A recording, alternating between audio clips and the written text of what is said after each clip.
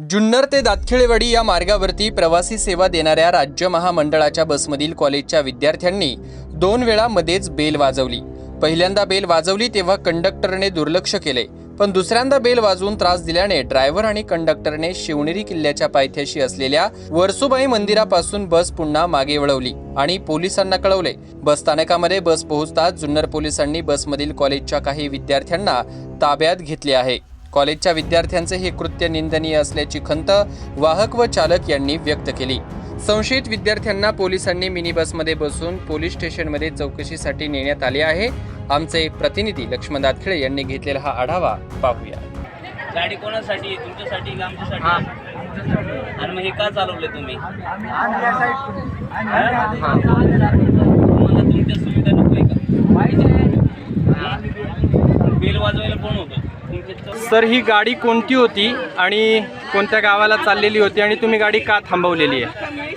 ही जुन्नर दातखिळेवाडी गाडी आहे। गाडीत जवळजवळ 125 ते 100 मुलं आहेत आणि चालू गाडीमध्ये मी एकदा त्यांना सांगितलं बेल वाजवू नका, पण त्यांनी ऐकलं नाही। कोणाला? मुलांना, इथल्या मुलांना गाडीतल्या। अच्छा, सांगितलं, त्यांनी ऐकलं नाही। म्हणला तुम्ही शांत राहा आणि मी बुकिंग करायला लागलो तर ते सारखे बेल वाजवायला लागले।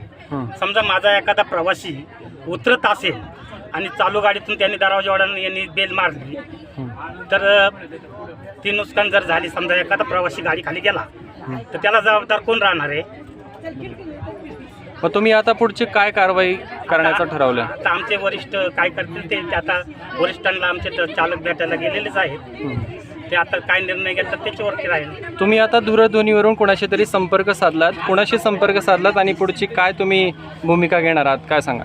आम्ही दूरध्वनीवरून संपर्क आमच्या एसटी स्टँड जुन्नर यांना संपर्क साधला, पण त्यांचा काय फोन म्हणजे आमच्या याच्यात आला नाही, रेंजमध्ये आला नाही। मग आम्ही गाडी मागे फिरवली। या सर्व प्रकाराबद्दल तुम्हाला काय वाटतं, तुम्ही काय सांगाल ते? माझं तर एक वैयक्तिक मत असं आहे का विद्यार्थ्यांनी व्यवस्थित यावं, व्यवस्थित जावं। आम्ही विद्यार्थ्यांना कधी नाकारलेलं नाही। आम्ही ओळखपत्र पास मागितलं तर आम्हाला दाखवत नाहीत, आमच्या टिंगल्या करतात। हा प्रकार पहिल्यांदाच घडला आहे की याआधी देखील घडलेला होता? मी 20-21 वर्ष या रस्त्यावरती काम करतोय, परंतु मला हा पहिल्यांदाच प्रकार आढळलेला आहे। माझ्यासोबत आता जे चालक आहेत ते साहेबराव विरणाक आहेत।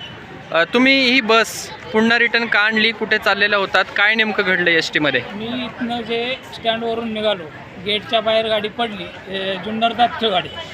तर गेटच्या बाहेर निघाल्यानंतर त्यांनी कॉलेजच्या मुलांनी जे बेल मारायला सुरुवात केली तर मी वर्सोबाई मंदिराच्या पुढे रस्त्यावर, तर एखादा प्रवासी जर उतरणार असेल आणि ही बेल सारखी अशी वाजत राहिली, एखादा पडला किंवा काय झाला, मी गाडी नाही थांबवली, एखाद्याला उतरायचं जर असेल तर आम्ही काय समजायचं?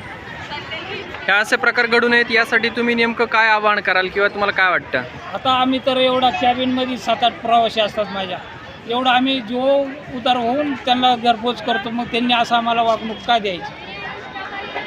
ओके, या विद्यार्थ्यांच्या वर्तणुकीबद्दल आपल्याला काय वाटतं? त्यांनी असं करू नये।